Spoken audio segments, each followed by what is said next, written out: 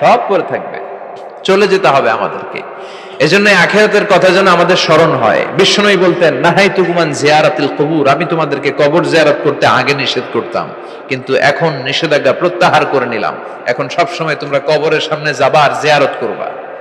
কবরস্থানে জানতো বড়ুয়া কৃষ্ণপুরের এই গ্রামের কবরস্থান আছে কোন দিকে?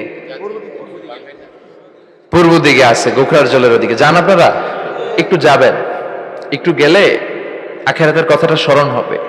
ওখানে ছোট শিশুরা শুয়ে আছে, কিশোর যুবকরা আছে, আপনার মতো তাগড়া যুবক, মুরব্বীরা আছে। এরা এই এলাকায় থাকতো, এরা আকাশ থেকে নেমে আসে না, এই এলাকার সন্তান, আজ নাই। একটা সার্টেন পিরিয়ড শেষে আপনিও থাকবেন না। This is the nature of life, this is the circle of life. ছোট্ট শিশু হয়ে এসেছিলেন, শৈশব, কৈশোর, যৌবন, প্রৌঢ়ত্ব। আগে ছিলেন সিঙ্গেল, বিয়ে করে হয়ে গেলেন ডবল।